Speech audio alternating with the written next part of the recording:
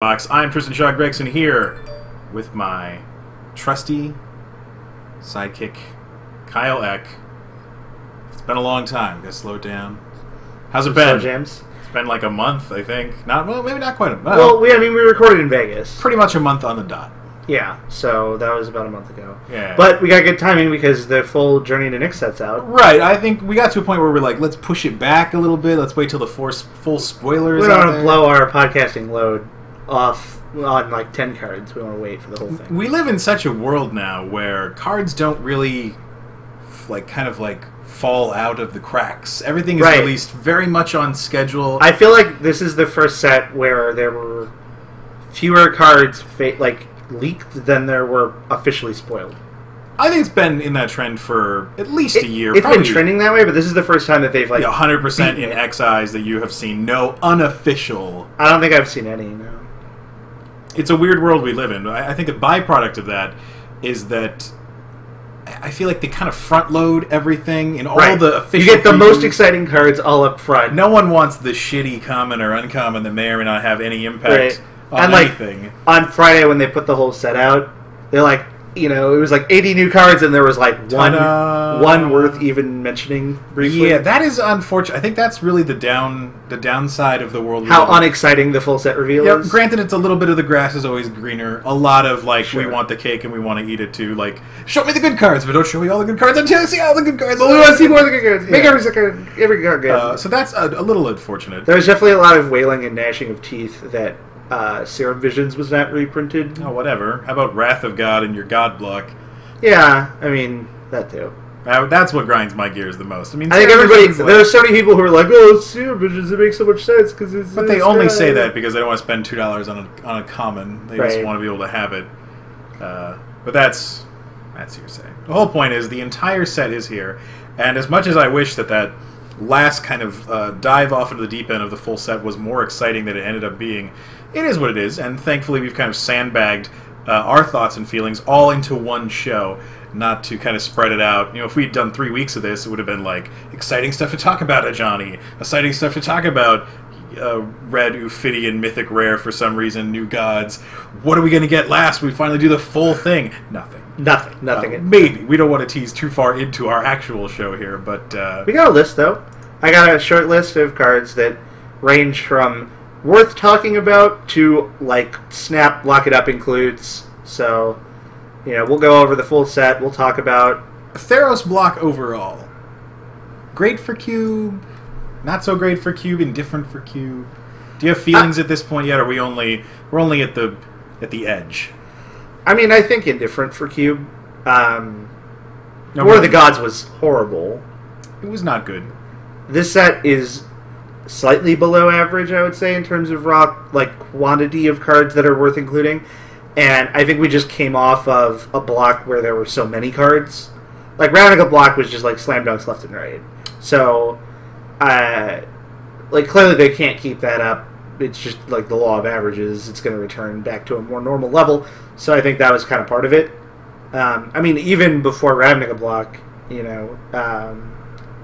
Innistrad and all that had a fairly good amount of cards. It felt like a lot of cards. Yeah. Whether or not it was or wasn't.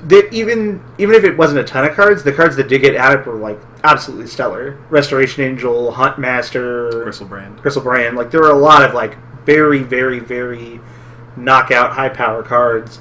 Marquee, if you will.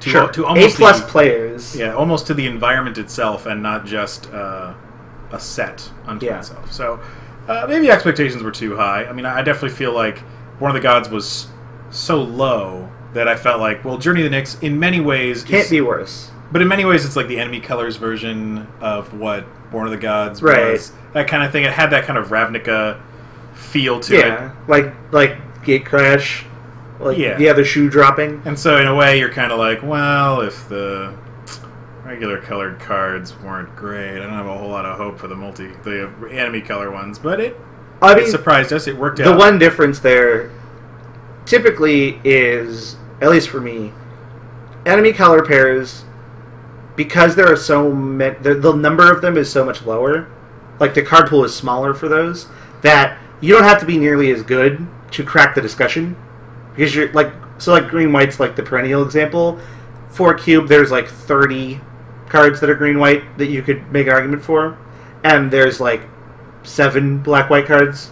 Mm-hmm. You know, so you don't have to be one of the best. Like the competition's so much smaller in enemy pairs. You know, blue-red for a long time. Yeah, blue-red just got enough cards to even have like a good card on the bench. Yeah, this time a year ago it was still like, I guess, Prophetic Bolt, it's time to let you pass. Yeah. 5 mana, 4 damage. Flame Javelin Impulse was still like, pretty, so pretty good. So we'll get into all of that. We'll do the whole spoiler, which I'm sure everybody loves. We also got some packs. We got the whole deal. Catch up on some stuff. I know we've been gone for a while, but you want to hop right into it? Let's bring it back. Let's talk Pick 1, Pack 1 today from the cube we play with. 700 cards, all power, all the time. Tell people at home what we've got. For those on the video side, this is the Cube Tutor website image, as opposed to the mock-ups that I would do before. I forgot to do these, so we whipped them up real quick. But we just came from 6 hours of rotisserie drafting, which we'll also talk about. Yeah, we wanted to make sure we got this in this evening, hopefully before the East Coasters go to bed. So yeah, we got in here. All right, so this pack we have the following cards: Revelark, Geist of Saint Traft, Searing Spear, Marsh Flats, Braids Cabal Minion, Sheoldred Whispering One, Force Spike, Mishra's Factory, Ophiomancer, Huntmaster of the Fells, Forbidden Alchemy, Supreme Verdict, Vivid Marsh, Journey to Nowhere, Bone Splitter. I feel like I'm on the fence between Geist of Saint Traft and Revelark. Can I just point out that that's like the ugliest Force Spike they could have pulled for the image? You know, the thing is that they don't pull it. Like, you have the option in Cube. Well, I never said it. Yeah, that's what I mean. That's the default that's the one. default one is... So, yeah, I'm not surprised you're immediately going Revelark. I mean, we should really get this altered so that your face is on it. Look what could table. Ophiomancer is all value. Huntmaster of the Fells is all value. Braids is a deck with that card. I'm surprised you're not like Ophiomancer Braidsing, because that's a deck too. Are you doing that out of this pack? The 2 cards that jump... There are 3 cards that jump out to me immediately. They are Geist, Huntmaster, and Journey to Nowhere. Journey to Nowhere, I mean, is just excellent. You know, it's going to make every deck that can make white mana.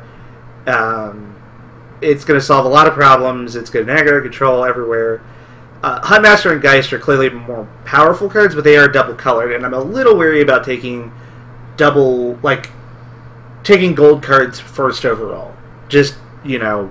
To me, Geist is like the closest one. A lot of times if I open on a 2-color card, not even Bloodbraid Elf is like, okay, I want to start down that road immediately. Yeah. It's more like I want to kind of keep things open. And again, that's something to remember in the cube format, where things can be so swingy in terms of color and correlation that it's going to be difficult to be like, okay, well, you know, there's definitely going to be enough blue-white right out of the gate. I'm going to draft that deck. Shouldn't be a problem at all. Unlike if you just take the Revelark, which finds its way into so many decks.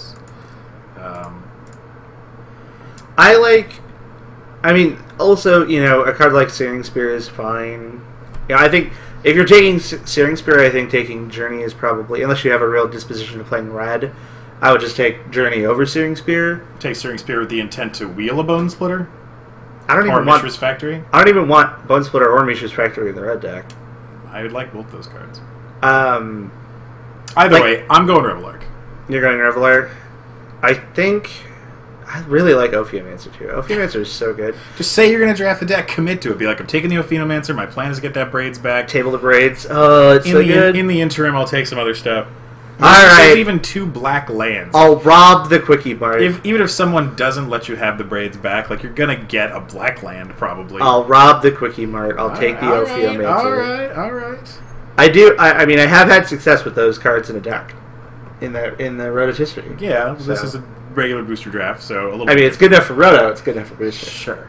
Sure. Alright. So, that's our Pick 1, Pack 1. We've got a couple scenarios as well. So these are middle picks, for those who are not familiar. You have the following 4 cards you have already drafted. Skull Clamp, Tinker, Tundra, Geist Honored Monk. You are past the following cards in your next pack: Undead Gladiator, Sacred Foundry, Slith Firewalker, Obstinate Baloth, Loxodon Smiter, Vivid Crag, Farseek, Lifebane Zombie, Stormblood Berserker, Gristlebrand, Olivia Voldaren.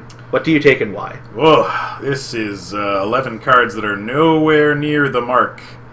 We have a Skull Clamp that we quickly moved into a Tinker, and then we took a land and a white card that makes white guys, and now I'm staring at a bunch of red and black cards. So, Vivid Crag? I mean, I think if I'm going to take a land, I think I'm going to take Sacred Foundry, right? Like, we have a white card where we have a Skull Clamp, which in a lot of ways is like a white card. It's best in probably in white because of all the token making. I mean, none of this is very exciting. This is very much a miss of a pack. And this was, again, we didn't set this up in any way. We just ran it off Cube Tutor. As well you should. You're setting it up. What's good? What good is that data? I kind of like just taking Sacred Foundry here and staying open. I like black kind of as a pairing with these, but I don't like any of the double black cards, even if they're kind of good with Skull Clamp. Not really. I mean, if you're casting any Gladiator and equipping Skull Clamp with it, I guess that's good. But you return it and you do could it again? replace. Yeah, I guess because you'll have plenty of extra land. Either way, I feel I'm still uncommitted to anything. Like I have extremely powerful one casting cost artifact, right? And one of the most powerful sorceries in all Magic that happens to be blue that needs artifacts. I'm taking Vivid Crag just as a 5-color land here. It's not great, but it's not. You're not. I don't think you're spewing value in any other way. Being like any of these other cards could have made my deck, and now I just left them behind. Yeah, I think I'm just on Sacred Foundry here. It's the least committal card. It keeps you open. It gives you options. So what I've really learned is that these 9 spells were not enticing enough. No. I think if there were, it would be one thing if there was like a powerful card in Black, Green, or Red that was a single color. Like the fact that you've got Undead Gladiator, Lifebane Zombie, Slith Fire, you've got all these double casting or quad casting, looking at you, Gristlebrand. There's no real good, like, oh, well, I'll take this and maybe I'll splash the Tinker. Or Gristlebrand is never bad, but that's, you're probably reanimating it with those 4 cards. I mean, Skull Clamp also doesn't have great interactions with Gristlebrand if your plan is to eventually cast it. Not that you need to have great interactions with Skull Clamp for it to be good, but you get the idea. Yeah, pretty much.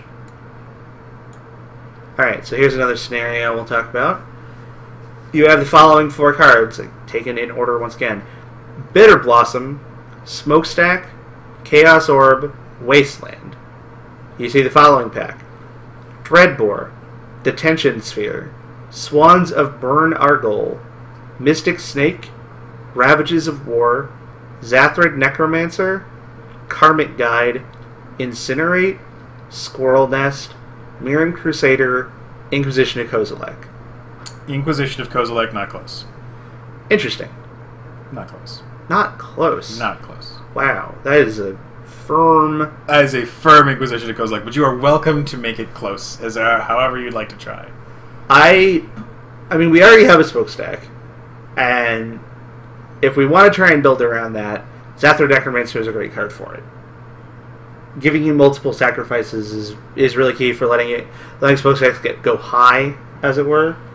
Like, if you can't craft the good Smokestack scenario, playing a Grey Ogre is really bad. And a lot of times that you lose with the Smokestacks decks is when you weren't able to, like, maintain control, keep things under control early enough to set it up. Like, anytime you lose with Smokestacks, you're like, oh, I was really behind earlier. They just... Right, because the deck is just very slow. It can be. And I'm totally fine with, in a non-Smokestack scenario, I'm fine with Penumbra Grey Ogre. Especially in this deck. And if you can get any other bonus value out of it from other humans, it's just gravy. Yeah, I would also contest that there are far more cards in Cube that are similar to Zathrid Necromancer than they are to Inquisition of Kozilek. I mean, there's less discard, I'll give you that, but you also don't... Like, the thing about the discard is, it's also very interchangeable in a lot of ways. Like, Thoughtseize, Inquisition Dress, there's different levels of power there, but it's not. Inquisition is the second best of all of them. I mean, it's Yeah. behind Thoughtseize. Like if you don't want to duress and brick against an all like creature deck at 3 or less when you're playing the smokestack deck. So like now you've just negated 2 of your own cards. Okay. I'm not saying Inquisition is bad. No. I'm just saying that you can get away with having discard in other forms. You don't have to have Inquisition to make the deck work. Alright. And I just really like Zathra Necromancer as a value card in a deck like this. We already have Bitter Blossom and Necromancer. Like, we're angling towards the long game as it stands, and I would much rather have more token making because it's just hard to come by in black, too. Token making? Yeah, it's not as prevalent. It's not as prevalent, right? What I will say is that where you have Zathra Necromancer, you also have Bloodghast. You also have Undead Gladiator. You also have Ophenomancer. You also have. Icarid in a way. Like, you have all these other things that are very similar to Zathra Necromancer, as where Inquisition of Kozilek is a lot harder to come by in that particular card type. But at the same time, you don't want or need as much discard as you want effects like Zathra Necromancer in terms of quantity. That's debatable. I think that if I had a Smokestacks in my deck, if I had very consistent disruption of my early opponent's plays with selective discard, I'd be very happy as opposed to having more creatures that cost less than 4. Because I think, again, those are really easy to come by. But it's not about creatures that cost less than 4. It's about cards that interact well with Smokestacks in a value setting. Like Necromancer, Ophiomancer, Bloodghast, Gravecrawler. You want all of those. You don't... I do not feel comfortable about the Smokestacks deck unless I have almost all of them. I feel like I would like all of those, but I don't think they are key components to having an effective Smokestacks deck.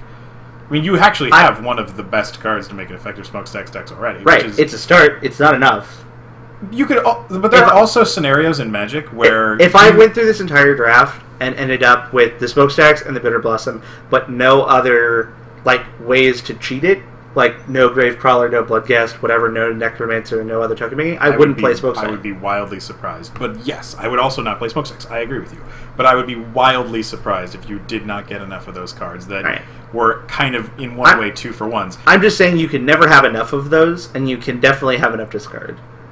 I would rather have... I think what you're getting hung up here is, yes, you can never have enough of those, but if you don't have enough of the other things, then you will lose matches. Because all you do is have redundancy in mediocre creatures, and let's say you don't draw the Smokestacks, or let's say it's too little too late, like your opponent can just run you over with a 3/3. It can be very difficult. But I think the very important thing to mention here is with Smokestacks, you can win a lot of games where it was just, I had some lands, my opponent had some lands, and I had a Smokestacks. You don't need to always have... They stumbled and they just lost something. Sure, or you had the Chaos Orb in the Wasteland, and that was enough of the advantage that you needed. Or you played more lands than they did, or their spells were more expensive and you played it and they were less. I think that kind of the initial Smokestack strategies before they went super off the deep end with tokens was just like, it's kind of a slow upheaval that your opponent can't really stop. So I think it's good there. I really want that Inquisition. And in your defense, there are more humans in the cube now than there have been previously, and there will be more humans in the cube tomorrow than there were the day before, just because that's the creature type that's relevant these days. Someone in the chat had just asked what the human count is, which is relevant for Necromancer, and the answer is relatively high, but entirely unintentional, because very rarely do we it's a human, it has to go in, but it's just like, all the cards they print are humans now, so that's just kind of how it goes. Without trying. Yeah, so. Draft a Smokestacks deck, I recommend it, it's worth trying. It is fun. It's definitely, it's funny. It's like, so I was about to say, it's like throwback Magic. And just today, before we did the Rotisserie draft, Casey was playing against Tobias in the store. 1998 World Champs, the Mono Blue Stocking Stones deck, versus 2001 Fires of Yevamaya. Okay. So it was like very throwbacky. Like, the discussion was, does Fires have enough more threats than the blue deck has counterspells? Like what the counts were. Kind of. It was close. I think the Fires deck is actually surprisingly good there. Well, it has Urza's Rage in it, which did all of the work. Sure. Let's not break down that matchup anymore. No. Also, Rashad and Port versus Talking Stones. Oh, okay. Sure. It was a very boring. Gotta find that rainbow fruit. Yeah. So, anyway, and that was before we played our rotisserie draft games today, which was quite exciting. I didn't pay much attention to this draft. I gotta tell you. Don't make it sound cool. You guys were doing it in the background. Like, you would organize this. I was usually at work or school or away, and I would always just get texts from you being like, it's your pick. And I'd name a card and be like, that was gone. And I'd name another card, and that was gone. I'd be like, here's this other card. So my deck was pretty, I want to say, mediocre and unexciting. Like, I'm just like the green-white guys deck. Granted, I did get to have some reach and some fun in some of those games. Beast withining my opponent's lands, and valleying their spells, and eventually kind of requiring Gavney Township to get to punch through, but I knew that going in. This is definitely an interesting one. We did it with 10 people as opposed to 8, which is the more normal number. We had a pretty big demand for people who wanted to join in, so we decided to expand it. Took a little longer because of the organizational problems of having more people, but it was good. Every time we do this, it's funny. You know, you'd think, well, you have access to the whole queue, but you got all these people drafting, you're going to end up with the same decks every time. And in reality, I feel like there's very little draft-to-draft overlap. Like, there are some archetypes that kind of, you see every time, but really, you see different things, people go in different directions, trying new things. Nobody tries to really draft the same thing every time. So, yeah, it was fun. I went 3-3. I played 6 matches, which is about exactly where I thought I was going to end with my very fair Rug Creatures deck. That was planning on being a lot more broken than it ended up being. You had all value, though, which is what I really liked about your deck. Like, no single card I feel it was like just a card. No. Everything was like a 1.5 for 1 or better. And that was kind of intentional. I had gone into it with a plan of... I took Time Walk first, and my plan was, okay, I'm going to play a combo deck of Time Walk, Crystal Shard, Eternal Witness. And I'm going to take infinite turns. And that's going to be like my plan. And my backup plans was like, okay, well, I'm going to be green-blue, so I'll have the backup will be opposition. And that'll be like my B plan in case things go sour.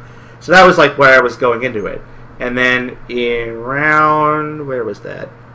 Yeah, round 7, in the span of 1, 2, 3, 4, 5, 6, 7, 8, 9 picks, 7 of them were cards that I wanted to main deck.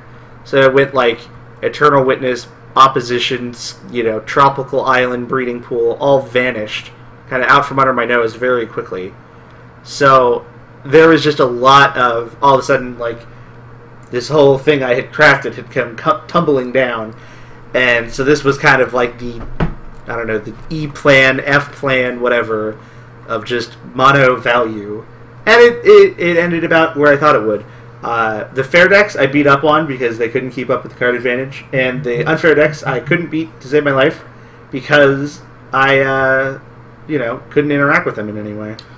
I guess, thanks for the compliment, considering my deck to be unfair. I think we had a close match. Our match was close. I just reloaded after you bonfired off of a... And you reloaded with the creatures that I couldn't deal with. Like, if you had gotten, like, 2/2/1s, that would have been very different. It had to be Mother and Lawkeeper. King's Lawkeeper. Love that guy. I couldn't get you to active. I was there. I liked it. I liked it. So...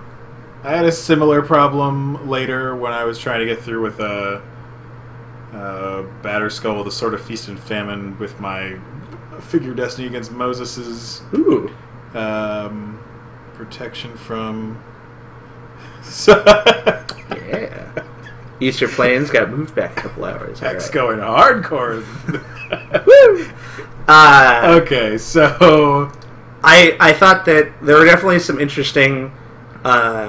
angles being taken. There was as you can see, someone very early committed to Seismic Swans. Now, Katim, who I talked to post-draft, I had the locker room chat, like how exactly did your day go, what happened there.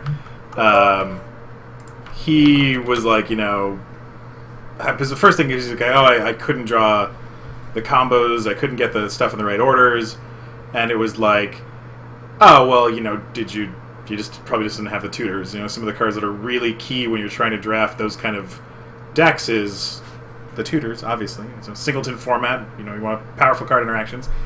And he's like, I had Enlightened Tutor. But it was like, that was not enough for his Kiki Jiki, Pestermite, Swans of Benargle, Seismic Assault. I think he just needed more things to do that were cheap.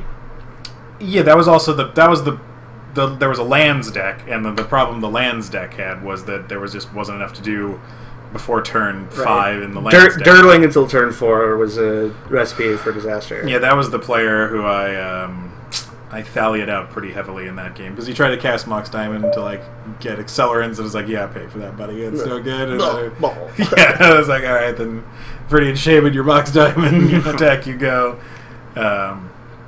So yeah. Again, we've said it before on the show. We'll say it again. If you cube draft, definitely try a rotisserie draft. If you've got the time, I actually recommend laying out all the cards and doing it live. The spreadsheet method is a great thing if a lot of people in your playgroup have office day jobs, because I work out of a cubicle and I just keep this up in the background, so then I can kind of micromanage, without really taking anything away or try to duck out of work or whatever. I just be like, hey, it's your pick, or make a pick or whatever, and it's just the more people who are just sitting at a computer all day, the better. So so we'll probably fire up another one of these once we do the update for Journey into Nyx, since that's right around the corner here. Yeah, if we just restart the spreadsheet now, and it's like, when are we going to change the cards? Right. So I think we'll probably have a pause and then do another one. And I usually post on Reddit and Twitter and things like that, if you want to follow along. There's a chat, you can comment on stuff, things like that. Some people seem to enjoy that, but I also recommend, if you have your own cube, to do this yourself, because it's a great way of thinking about it, and it's also a good way to kind of get an interesting, top-level view of card evaluations from your player group, because if you do this a couple times, you start to see cards that are very highly picked, cards that seem underpicked. We've done this 5 times now, and one of the things that has become very obvious is that no one ever wants to play red-black. Oh, well, red and black cards end up in people's decks, but for some reason no one's ever I'm red-black. Right, no one takes Badlands. Badlands went undrafted. We talked today about how those strangely did not end up getting taken at all, so yeah. I feel like, maybe we need to reassess that color combination in the gold cards now, because it's obviously not strong enough that people are like, I really want that Bituminous Blast. We gotta come up with something else. I can cast that shit. I don't know. I don't know. So let's get in there. Let's go Journey of Nyx spoiler. We're journeying all the way from top to bottom, first card to last. So the way we're going to do this, for those who can't see it, we've got the card image gallery from Daily MTG loaded up, and we're just going to go line to line, card to card. We're going to skip a lot of the chaff, because obviously, there's. I mean, if we want to stop anywhere on the train, we can make the stops. But I think we're pretty close on this one this set around. I don't think there's a whole lot of diverging in the road on what you're very interested in versus what I'm interested in. I put a list together that I sent you earlier in the week. I think you considered it a generous list. I considered it a generous list. Right, and it was not like we have to include all these cards. It was like, we should talk about these cards, because certain cubes or certain areas are going to want more of these or less of these, especially if you have cost considerations, or peasant or pauper. We'll try our best there. I mean, we don't peasant and pauper very often, and it's hard for us to evaluate. Yeah, we're making all those judgments in a vacuum, not based on the pauper metagame or lots of experience. But right out of the gate, first card, Ages of the Gods. Yeah, so now we've got a True Believer for not double white, so that's got to open things up. That's already good. We all remember, double white bears, no good for cubes. So this guy's back. We went on a double white bear purge not very long ago. They were extinguished from existence in a way. So giving yourself hexproof on a 2-power guy for 2, is that something you're interested in anyway? I would be interested in giving myself hexproof if I could do it before cards like Thoughtseize came online. So turns you want a ley line of... or turn 1, like on the play. Oh. So if this guy was a Savannah line, so like, hack that one colorless off of there, make it the new Elite Vanguard, and you're like, that's in the cube? Well, obviously. Obvious. I'm trying to see if this was a very backhanded no. Or I don't think it's a yes just because targeting a player is not super common. Like, outside of the red deck, which is just trying to burn your face off. Or like a weird, like a combo, like a increasing confusion combo deck. Yeah. These cards or like you're getting Bridal-Reed. Yeah. But that's fairly uncommon. Mind-slavered. Yeah. It's certainly a useful ability, and I would absolutely... If I was playing True Believer, I would switch that within the heartbeat. But we're not playing True Believer currently, so I don't think this guy will make the cut. But that could change. I mean, I think he's certainly at least willing to keep on a list somewhere of reasonable I think at this point, I mean, we play 700 cards. Like, we play so many cards, and if even that large number isn't worth the 2 power you have hexproof guy, I don't know if it'll ever happen. Yeah. But never say never. One day they'll print a 2/2 for 1 that does this. Sure. Yeah. But in the all reasonable foreseeable future, this effect, while cute, while on a beater, with great artwork... Yeah. Just isn't... Probably looks super cool foil. Yeah. That weird, blue thing. It reminds me a lot of that card from the Dark, Knights of Thorn. There we go. Yeah. Almost missed it. Okay. Johnny's Presents. Crowing the dog. Alright, here we go. Banishing Light. Also known as Oblivion Ring with the Banisher Priest wording. Oh, also known as the new wording, the fixed wording, whatever. What we can expect in the future of Magic. Oblivion Ring. In. This card also in. Yeah. What I was going to say is 1 out of 80, 1 out of 60 times you cast... Like, we'll just use Oblivion Ring as the only example. You cast that card. Would you say you're also... shenanigoing in some variety, whether it be Aether Vialing in your own Leon Relic Warder, or into the roiling it with it on the stack? Oh, you're like cheating the trigger? Yeah, because that's really where it's coming down to now. Yeah. We all know, or maybe we don't. It's also much less common for Oblivion Ring than it is with Fiend Hunter or Faceless Butcher. Because the creatures are a lot easier. It's easier to cheat with the creatures. It's a lot harder to do. We're not playing Oratog. Right. So, I mean... This one seems like brain dead. Yeah. Also, it doesn't hurt it that White's spells are pretty garbo. They're loose. They're not garbo. After it gets pretty. I mean, because we've gone back and forth on Luminarch Ascension so many times. Where it's like, we could. You want whatever. It comes in out. Nobody cares. Whatever. Okay. Yeah. But Banishing Light, obviously, get that thing in there. I do want to talk to you about Dictator Heliod. Okay. I think that. That one is a near miss. It's +2/+2 is huge. Right. It's right. It's in the butter zone. It's kind of I would expect no less for 5 mana. And it's a combat trick. Again, if this card had been printed without flash, I would be like, that's a Magic card. I would believe that was a Magic card. You could print that. Okay. Yeah. It would be a rare. Yeah. That's what I'm saying. The fact that it has this kind of bonus, this built-in set mechanic of the flash enchantments from the gods.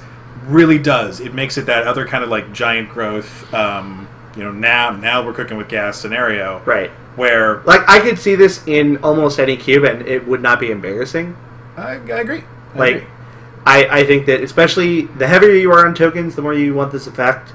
You're going to blow some people out with it, which is a hard thing to do. There's very few combat tricks that are worth playing in cube on their own merits. And this one's expensive, but...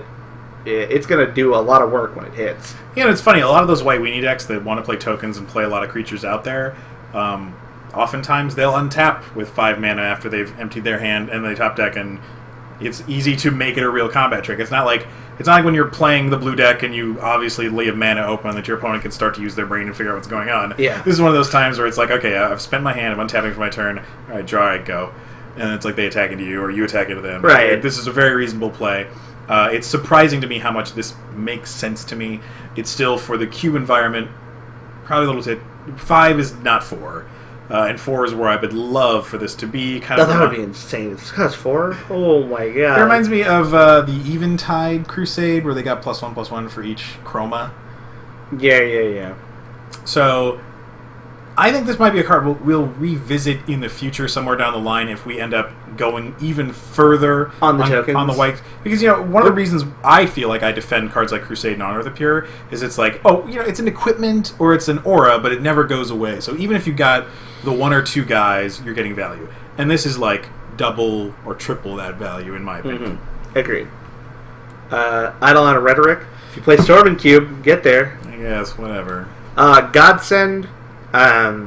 People are jazzed about this Magic card in general. Yeah. We actually, when we very first saw this spoiler, I feel like we had a long conversation about it, and I laid it down as, like, we already don't play Lockstone Warhammer. Equate this card to Lockstone Warhammer pretty easily. The problem is also that second chunk of text is just not a thing. Really. Right. Exiling your opponent's stuff is cool. Making your guy big for a reasonably costed equipment. Guy very hard to kill in combat. Basically impossible to kill in combat. Probably. +3/+3, and you have to eat one of their blockers. Like, it's going to be rough to get anything holding this off the board. That being said, it's so slow. Right. It's so slow. I think I would say the one bonus that this had versus Lockstone Warhammer when we equated them was, so many times in Lockstone Warhammer, you invested 6 mana, and your opponent showed you an answer. And with Lockstone Warhammer, your opponent had kind of several opportunities to show you the answer because they didn't add the toughness. Although connecting with Lockstone Warhammer was generally pretty game swingy, even in the cube environment. Yeah. This card, you kind of turn off a lot of their outs once it's already equipped. Once it's on, it's a lot harder to deal with. Like, red just can't stop you. But it still has that 6 mana upfront investment, and now we've tacked white onto it, and we may or may not have put relevant abilities on a card. It kind of reminds me of, like, Sword of Kaldra. Remember that card? Yeah. Where it was like, it was a 4 to cast, 4 to equip, your guy gets +5/+5, and anything it heals combat damage to it exiles, but that never came up because you were always just obliterating when it ever got into combat. Yeah, like, it didn't matter. Like, you were just crushing them. So I kind of think Godsend is very much in that vein where it's like, for a real limited environment, it's like, that's not really gonna come up ever. Like, yeah. And who's blocking with their Blightsteel Colossus? Like, yeah. What's going on? Alright. Launch the Fleet. I want to talk about this. This is more of a you. This is definitely a me. I like Launch the Fleet. You had the opinion on Launch the Fleet that Launch the Fleet was a win more card. Yes. And I feel that the combination of the fact that the tokens effectively have haste, as well as its ability to scale, make it worth it pretty awesome. At the bare minimum this is like a 1/1, a white 1/1 with haste that has like a weird drawback, and obviously that's not going to be good enough. But anytime you could do this for 2 or 3, like, if you get to cast this for 3, even 1, like 2, if you get to cast this for 1 and a white, you have 2 guys. So all of a sudden, super raise the alarm the sorcery. It's super raise the alarm the sorcery, and you get to instantly turn on Windbrisk Heights. And if you have any kind of crusades of any kind, or battle cries, it just gets way better. The fact that this lets you go really huge in the late game in board stalls, like this will break games open. It's not the trickiest card, but I think that its ability to work well on small amounts of mana, as well as be useful as a mana sink later, which the white deck doesn't really have a lot of. Like, it has Decree of Justice, but there's no mobilization, there's no, like, you know what I mean? There's not, like, a lot of things like, oh, I've got 8, what am I going to do with it? So this is, like, another way to let you kind of, like, power through in the late game and give the white deck some reach. It's possible. I mean, we're still saying it only scales when you have board presence to scale it with. It's a bad top deck, sure. But it's even, like, it might be a bad card to draw in a board stall, because now it's like, well, are you gonna make some bad trades, like, to try to get some more 1/1s? It may be too hard to evaluate, but it seems like a classic win more and a classic do nothing all at the same time. Where I think that it's a lot more middle of the road on both sides than you're analyzing it at. I think that I'm not arguing that it's a bad top deck, but the white deck already has a ton of those, and that's never stopped anything from making its way to the cube. not that bad. I mean, there are plenty of bad white top decks. Sure, there's plenty of bad black top decks too. White spells are loose, so it's got less, hard ones to fight. It works well in all the themes White's trying to do, and other cards in White, things like Battle Cry, things like Crusades, and it gives the White deck reach out of board stalls, as opposed to, just kind of having to sit there. It maybe gives them reach out of board stalls. There could be times where making ones may not do anything about it. See, to me, what's really weird is you like this card a lot, but you hate Tempt with Vengeance for some reason, which to me is like, Tempt with Vengeance is kind of what I want this card to be. We don't play that one. But that's also different of white versus red. Oh, right. There's no Crusade possibilities with... And, red just doesn't need or want that kind of X-Spell effect. There's not really a lot of X-Spells in white, especially for aggressive white decks. I'm just saying scenarios where I want to make a lot of creatures. Right. If they had printed, Fireball the Magic card, but it cost X and a white. That's what you're saying. But this could be. Hypothetically. Wouldn't that be a card that the white deck wants? Even though we're cutting it actively from red? More like tap X creatures, deal X damage. That's what this card is. You just made a pretty close comparison to Aurelia's Fury, I feel. Right. That didn't work out so well. Yeah. I don't know. I think this is better. It's probably worse than I'm thinking, but it's better than you're thinking, and it's also very difficult to evaluate because of the weird scaling on it. I think it's worth trying, at least. I'm trying to think of all those times that I have, 4 guys in play where it's like, man, if I just had 4 1/1s with them, they would be in such good shape. It's possible. You have Honor of the Pure in play. Right. Your opponent is at some amount of life total. I have a Perforos in play. I have a Goblin Bombardment in play. I have other red cards that really like Tempt with Vengeance. Yeah. Alright. The sheep. I like the picture on the sheep. That's about it. Bad. You've been saving that one for a while? No. What else we got? Maybe a while, I think. Sightless Brawler. 3/2. Skybind. The worst Astral Slide ever. Supply line craze. I just it's just Squadron Hawks. They are holding the weapons. And we're out of white. No problem. Tethbos High Priest. That didn't take long. Yeah. Battlefield 3rd. Heroic in general is pretty bad in cube. I just, can we just reiterate that again? It's been a while since we've done a set review. There's just not a lot of spells to target creatures that make them live. Most of the spells to target creatures kill them. Right. So, I played Giant Growth today. I boarded it in against Moses' red burn deck, and I cast it, saving my... I want to say Gaddock Teague from his Chain Lightning, and it was good. Don't skip by that Dacra Mystic. Oh, God. Bring back that Dacra Mystic, boy. Alright, here. I love that Dacra Mystic. The floor is yours. Well, there just aren't a lot of blue 1-drops, and here's an opportunity to... I mean, again, you have control of the situation. It's kind of like the reverse Punisher mechanic, where if you know your opponent's always going to make the right choice, why would you play an effect that they have choice over? Why wouldn't you play one where you have to make the right choice over? This card is hot in Reanimator decks. It's like, reveal your Gristlebrand? I'd love to put that in the graveyard. Reveal my Animate Dead? I'd love to put that in my hand. Well, what did you have? Oh, it doesn't matter because I'm going off, effectively.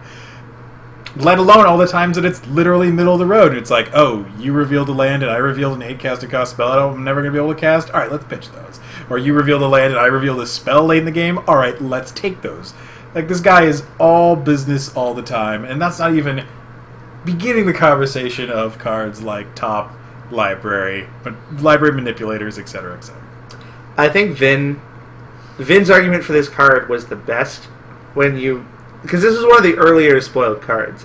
So you've been kind of rallying for this one for a while. I have been. And the best part is, no argument that any of us make is going to change this from not getting in because you have the final say. This is not a democracy. But Vin's argument was, I'm totally fine with it being in cube because blue needs awful cards to bring its power level down. So that's kind of the position that I'm going to take on it. You don't have any other words of wisdom into what you consider to be wrong with Dacro Mystic? It costs mana to activate. It's so freaking slow. It's a 1/1 for 1. It doesn't do anything. Would you rather play on Clave Cryptologist? Yes. Okay. We now know where you stand. That at least draws only you cards. Eventually. What else? Hypnotic Siren. Here we go. Another blue card. This card is so close to me. Right. This is like... If the Bestow was 6 instead of 7... I'm right there with you. I think we had this conversation. This one, I think, is even... Well, even closer than Dictator Heliod? It's awkward to say, because if you cut 1 mana off Dictator Heliod, it's insane. If you cut 1 mana off of this card, it's, like, pretty good. Yeah. Like, I'd obviously love a world where I could Ranger Vios for Control Magic for 6 mana. I don't know if I'm ready to live in a world where I have to Ranger Vios for Control Magic for 7 mana. Yeah. Let alone draw an opening hand with this card in it, where it's like, I could probably Lava Axe you with this. Maybe. I was going to say, fine, man, motherfucker. Versus, like, I'll just hold this forever. Like, maybe it's a skill tester. Maybe when you play this, maybe you draw this on turn 5 and you're like, which way do we go? Where do we go? Where do we go? And then you just hang your head when you never get past 6 mana and play a 1/1. It's just...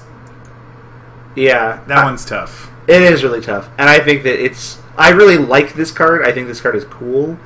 It's just 7 is so... If we get a rat of this thing to a 4, then it's in for sure. Right. Yeah, it's just slightly... I would play it with Bestow 6 because I feel like there would be play to that game. I like how they made this a siren instead of like a fairy also. Oh. Because that would have been mildly relevant in various formats. Oh, so when it enters the battlefield from other zones, it's just a creature, right? You can only make it an aura if you cast it from your hand, right? Yeah. If you can... Yeah, if you cast it from... So you couldn't, misbind... If it was a fairy, you couldn't misbind click it and bring it back as a creature enchantment? That'd be nuts. Yes, that would be nuts. But I guess that's kind of broken, because you could Aether Violet on 1. Although, you could misbind click... If this was a fairy, you could misbind click, champion it off when it's already an aura. Oh. And then it comes back as a guy. Oh. Yeah, real tricky. That is actually really good, too. Alright, so we understand it's not a fairy. Alright, so Fantasy World. Moving on. Riptide Chimera gets my vote for cool artwork in this set. Flying wacky shark monster. Blue probably isn't going to have any other cards. I like the starfish, but, I like it in regular Journey to Next Limited. I don't like it in Cube. And we're done with blue. That was not hard. Yeah, blue is such a hard color to crack into. So here's... we haven't talked about any constellation cards, and I guess we can mention that real quickly. It would be really difficult for Constellation to be enough of a thing in Cube. Right. This whole set, as far as Cube was concerned, was really already at a disadvantage because you've got a bunch of cards with Heroic in the set, and now you've gone a step further and added a... Enchantment focus. Yeah, we care about enchantments entering the battlefield focus, which... I think that we've joked around with the idea of kind of going into a white-green... Yavimaya Enchantress style shell for some decks. But it's just so many cards. It's one of those things where it's if you draw it's the 5 mana one where your opponent's guys can't attack unless they pay 1 for each enchantment you have. Yeah. Sphere of Safety. Yeah. It's very clunky because there's just so many cards.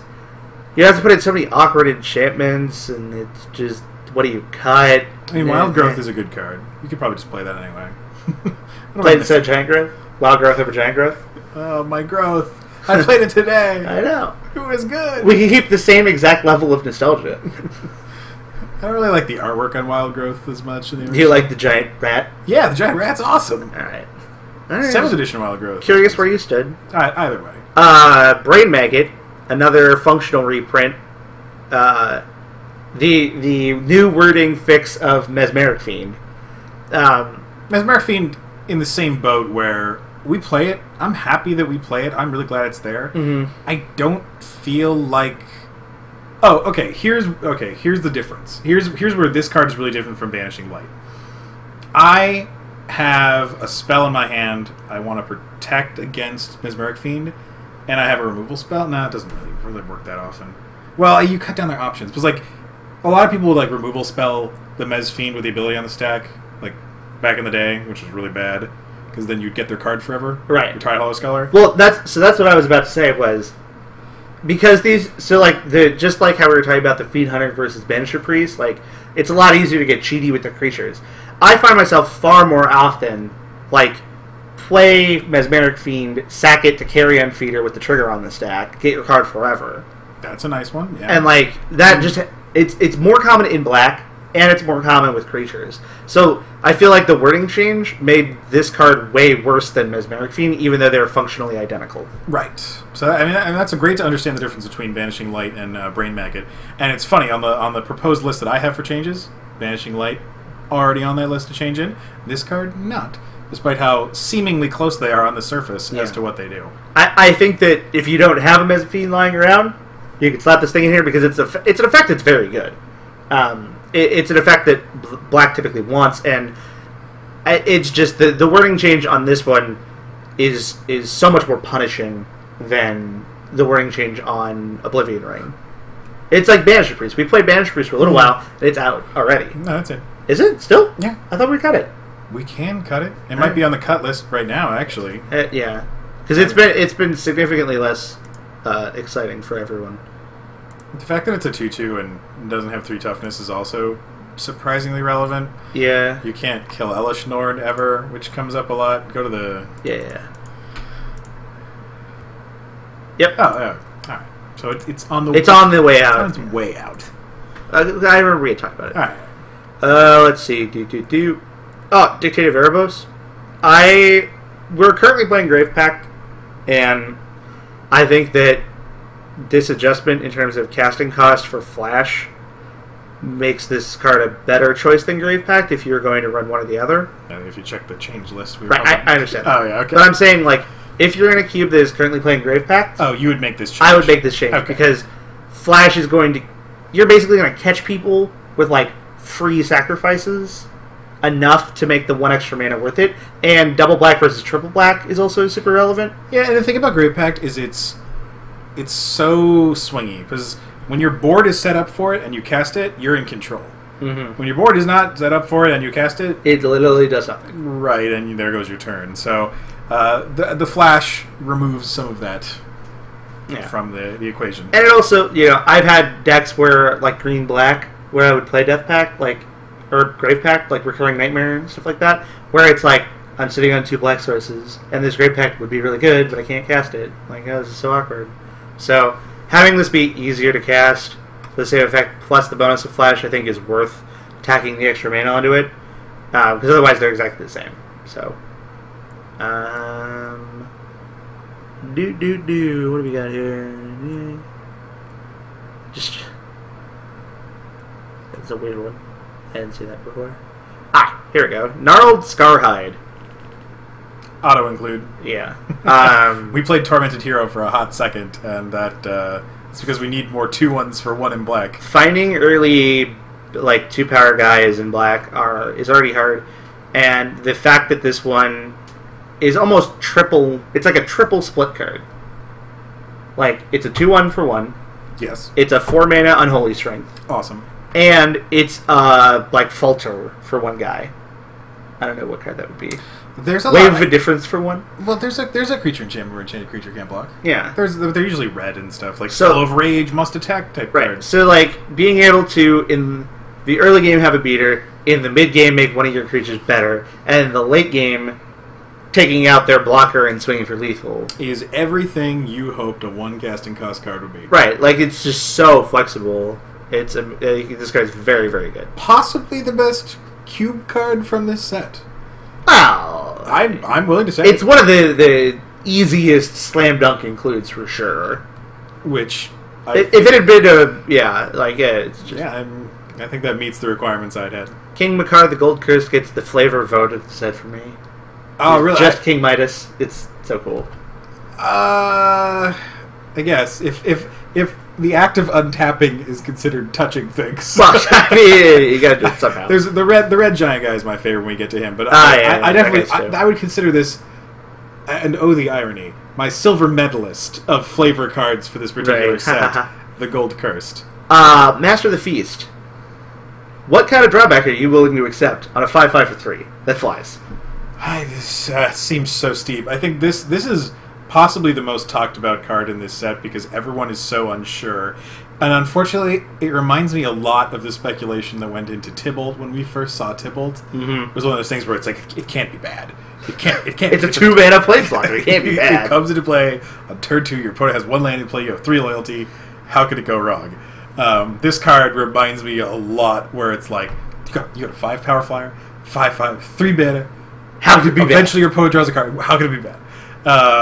I'm just really afraid that if this card was to ever be good in a real Magic environment, it would quickly be hated out. So then you come to a cube environment. Imagine this getting Fates Fetters. Oh, that's so brutal. Or like Tameo tapped. Yeah. Or like any of the things that like will keep it in play but keep it ineffective are just absolutely devastating. I'm very hesitant on cards that have this strong of drawback. And that should really tell you like how good a 5/5 flyer for 3 is, that it's even worth considering. Because I never want my opponent to draw even the normal amount of cards they do, let alone more.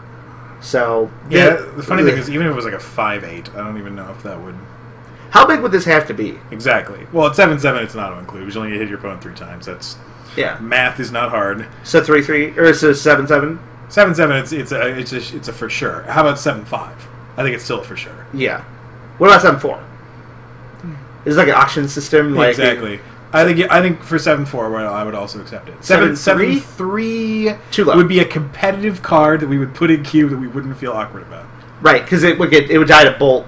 Right, it would die to the stuff. It would die to everything on the battlefield. Yeah. 4, it is pretty sturdy. Yeah. So anything under 6/6, 6/7.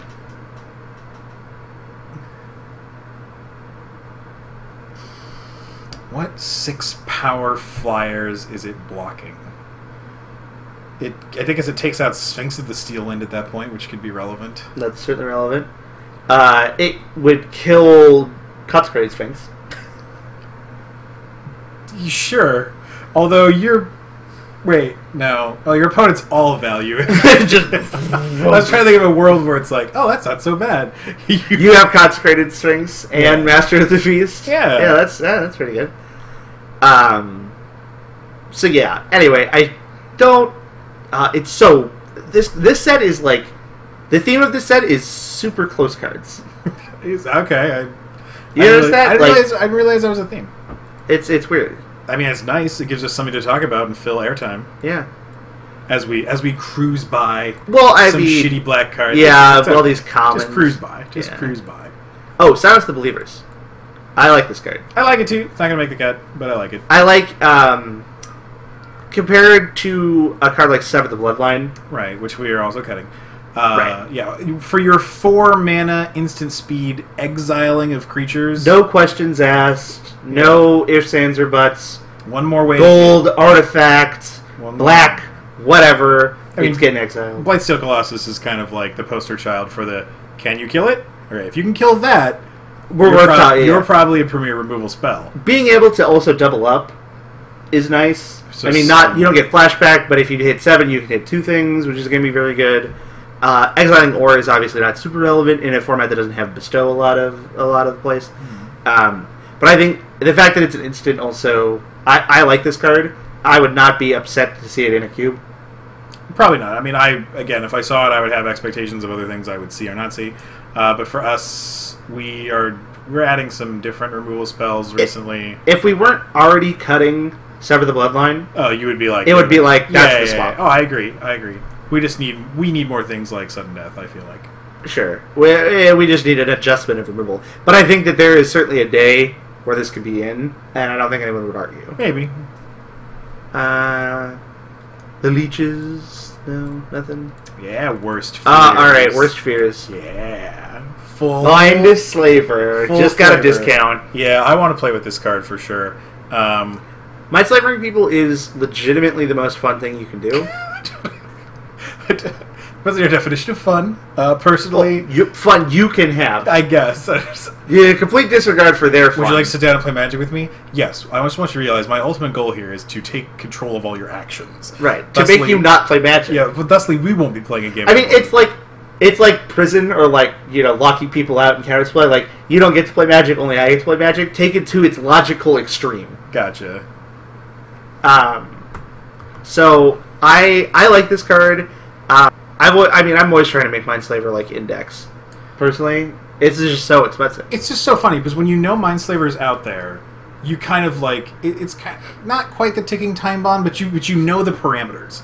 It's like 10. 10 is the countdown. The danger. Yeah. That's the destructive number. When your opponent gets like 8 and 9 mana, you start like spending resources a little faster than you would otherwise. Well, it's like they're like 4 mana Thran Dynamo untap like Mind Stone. You're like, oh no, I need to change what's going on. And now you kind of ramp up the fear. You get to cheat a little bit. Yeah, you get to kind of do that. And for that, we just put Dark Ritual back. I love on the nostalgias. I'd love to see a world where it's like Turbo Worst Fear. Worst Fear or Worst Deck? You decide. Yeah, not necessarily good. But it is the fun zone of Magic. So, again, there's nothing funner than killing your opponent with their own cards. I think the last time I activated a Mindslaver, my opponent had Yawgmoth's Bargain in play. Jeez. I was going to say, you lost your own cards today. I lost my own cards today. It was not fun, but it was fun for my opponent. Your opponent briberied your Trina Nemesis, and... to be fair, he treacheried one of my creatures, untapped his lands to bribery my Trina Nemesis, then untapped and Phyrexian metamorphed my Umezawa's Jitte. So that was devastating. That in fact, that's a good one. So yeah, we'll be adding Worst Fears of the Cube. Surprisingly cheap foil pre-order for anyone who's listening to this in a timely manner. Hashtag MTG Finance. Hashtag other things I am an expert in. Pick these up sub $10 all day long. That's foil. Yes, only foils only. It's regular Magic cards, competitive tournament scene I know nothing about. But the casuals and what they're into, you come to this guy. This is an EDH card forever. How that wasn't pre-selling it. You know what? So you know what the websites are asking for on Iros, the god? Like 45? Double it and take off a little. 80? And take off a little. 75? 70. That's a lot. It's ridiculous. For a card that literally in 4 months will go back and listen to this and laugh at the amount of money that they think they can get for that card. The fact that the gods... Are you talking the foil? Yeah. Oh, okay. That makes a lot more sense. That's what I'm saying. I was like, holy crap. Because that's like the super top... Like when a set gets spoiled and people put up their pre-sale prices, like...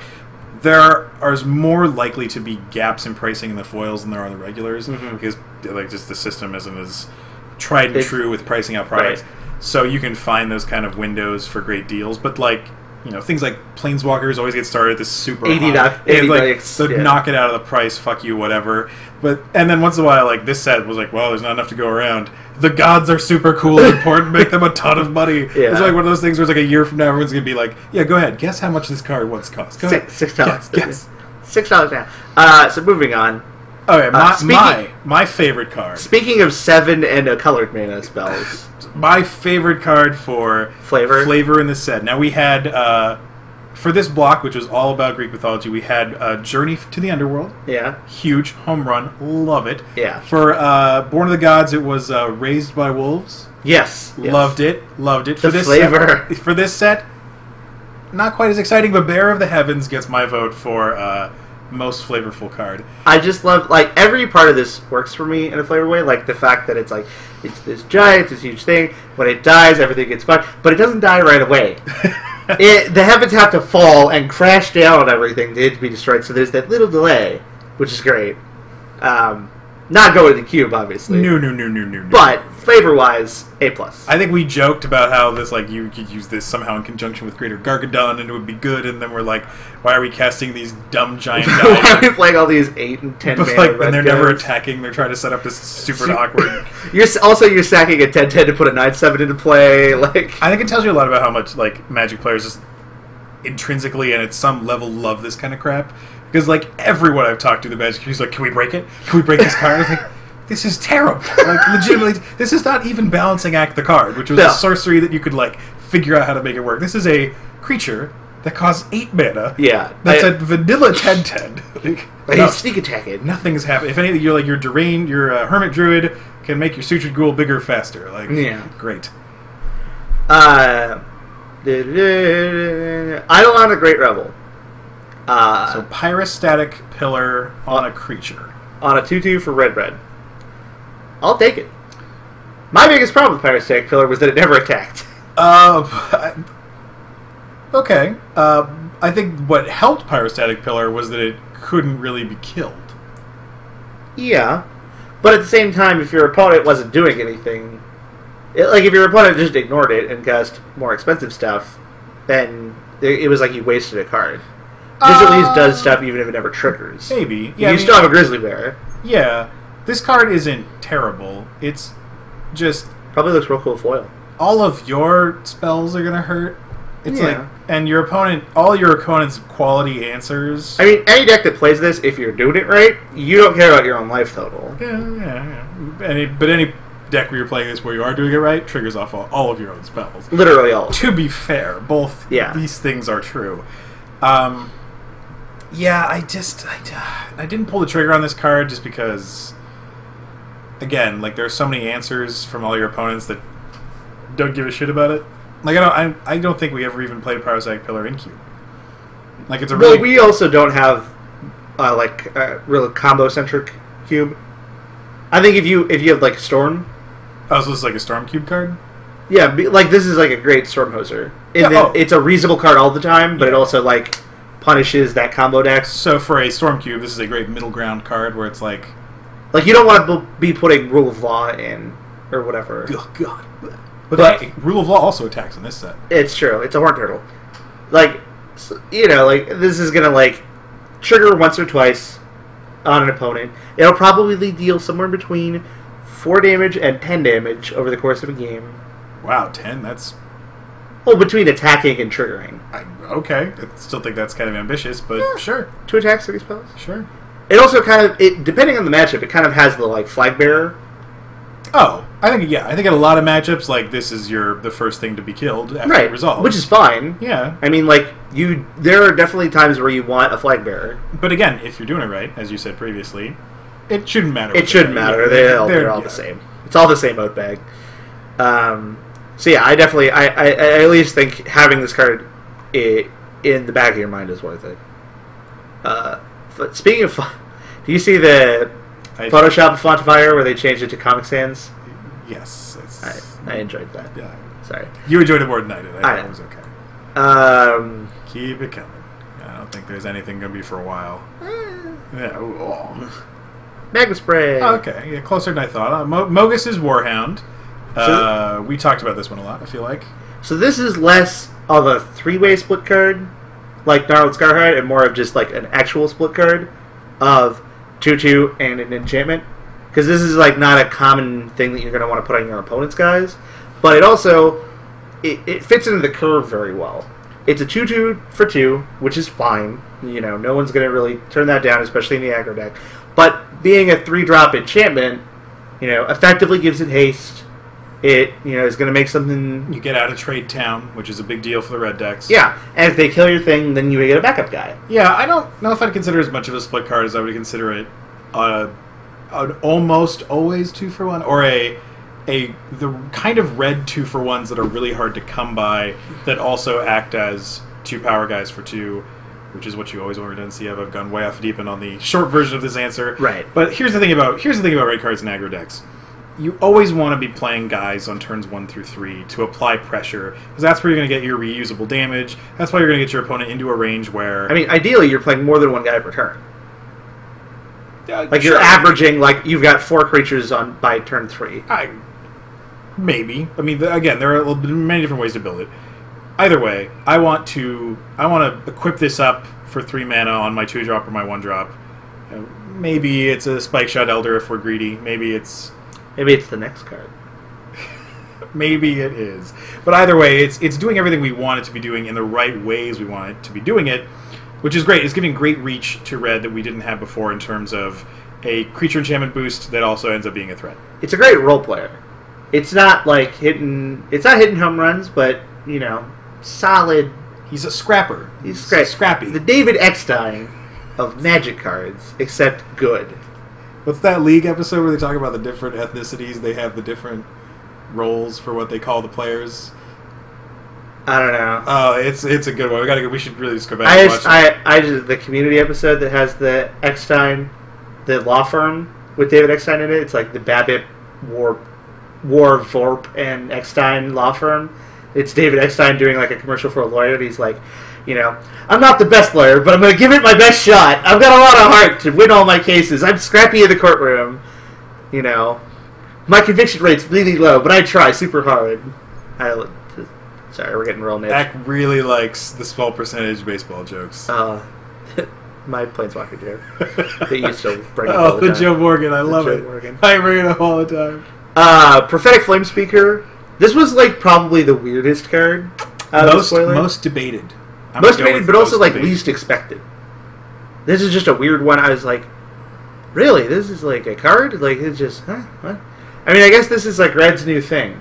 Like, it doesn't draw cards, you get it for one turn. I'd be fine with that. Is it only till end of turn? Yeah. Oh, yeah. It's just Chandra's middle ability. It's Chandra Pyromaster 0. Oh, it does say this turn. You may play this turn. Okay. So, yeah, is this Ophidian? Is this Shadow Mage? Is this Hurlu Minotaur? It scales with equipment in a disgusting fashion. Okay. I mean, the double strike and trample. I guess hitting with a Sword of Fire and Ice with this card would be just coming all over the table. It would just be all over. That's 4 cards. 4 cards and a million damage. 4, deal a million, kill all of your opponent's shit. You're living the high life. Yeah, sure. That said, where is this card more realistically? So, again, you're playing in a color in the environment with lots of burn spells. So the fact that it has trample means that when your opponent goes to block, you have the opportunity to make lots of blowouts, where you can then get at that card advantage back, where it's like, well, I didn't really want to spend a Burst Lightning on that, but now you're getting to pull something. Whatever their green creature they blocked with, but now, that's all well and good. But, again, the real question is, do you have to work for it? And if you have to work for it, is it worth working for versus Hurlu Minotaur? Right. And personally, I think this card leans more in the Hurlu Minotaur direction than it leans in the Shadow Mage Infiltrator direction. This is one where we are strangely closer on. We are more in agreement than other people we talk to on a regular basis. I definitely feel like we've talked to a number of people about this, and the needle is all over the place. It's everything from garbage to how could you not include this card, and everywhere in between. Red 3-drops are terrible. This is the second coming of red card advantage and damage and everything. I will agree that red 3-drops are a huge hole. Yeah, we've established red 3-drop is bestowing your Magus Warhound, casting a lightning bolt in a 2-drop. Ball lightning the card. Ooh, ball lightning the card. Sorry.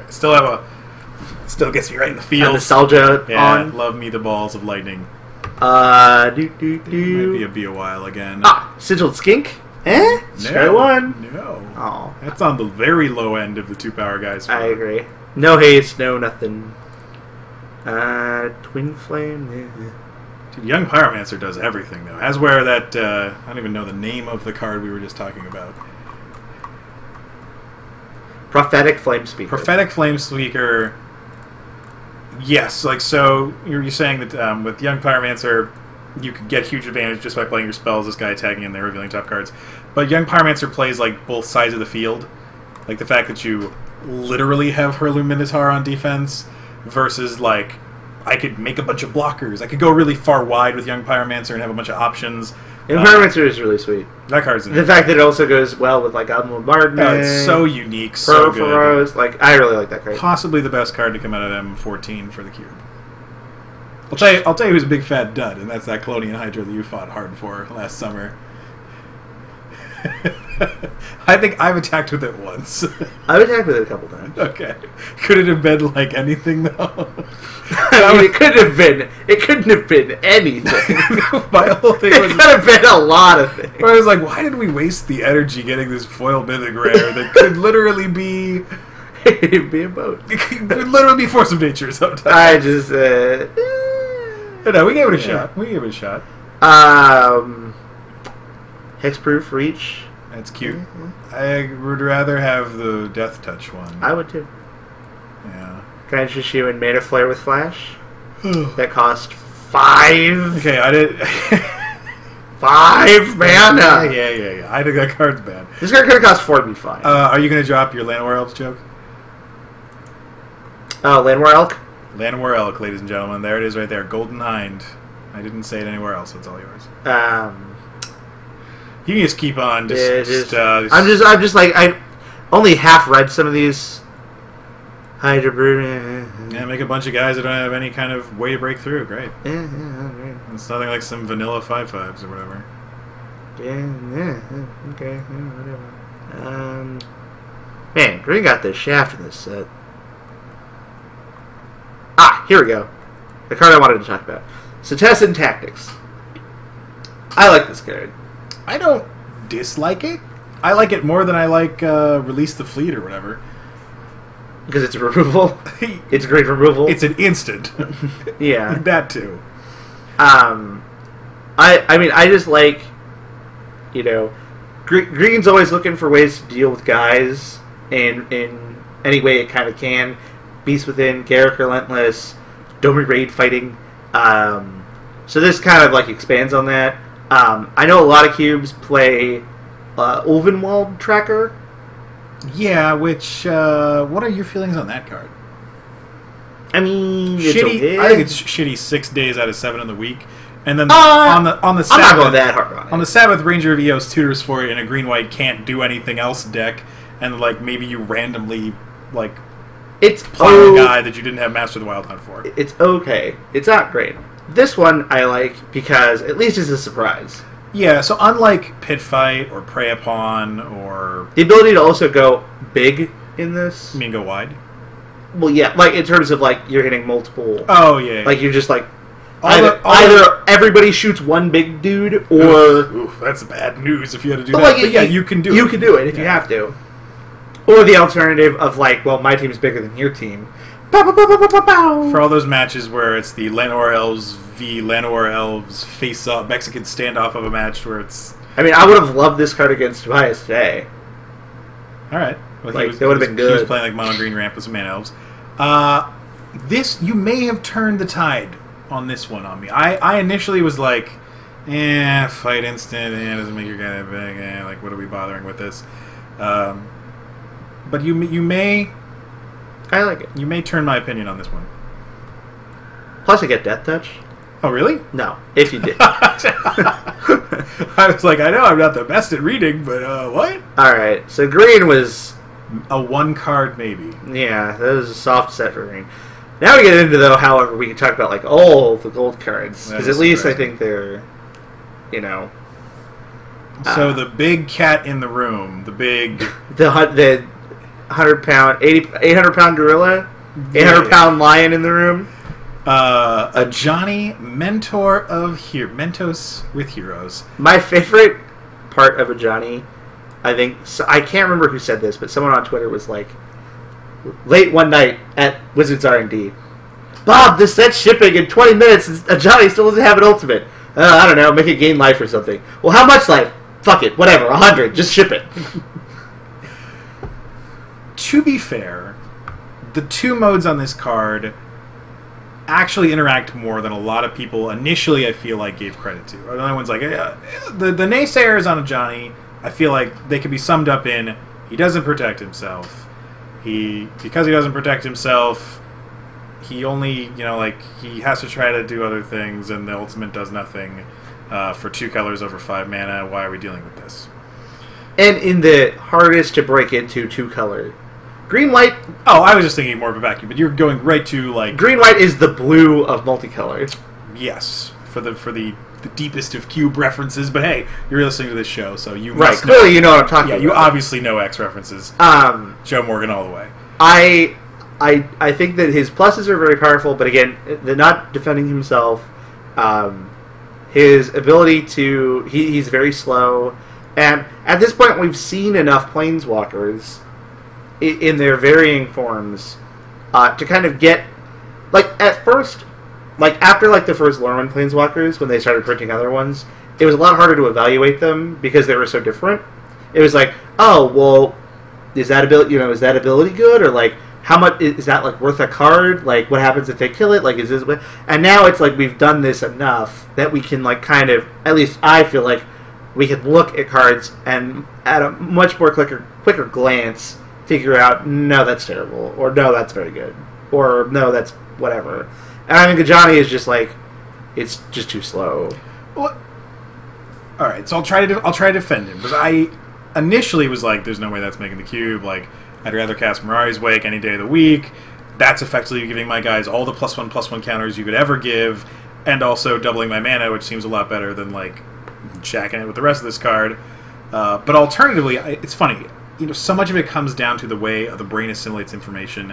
And if you had just kind of like inverted his top 2 abilities, it would just read better. If it was like, hey, play this card, impulse it, find a good threat. Alright, it could probably take a hit. It's got 5. You made a not idiot play that it was immediately going to die. Now, the threat you tutored for the next turn got huge. That guy's got fat pants on, and it was all, and you still have an Ajani in play that could probably now be protected by what you got, all thanks to this one particular card. I mean, I think it's more interesting, the more talk I hear about this card, clearly the focus is the second ability. That's where people are keying in on. And that's the closest thing it's being blue. And I've heard a lot of people trying to make like a Bant control shell that uses this to search up things like detention spheres and Journey to Nowhere. I don't think detention sphere is not an aura. Isn't it?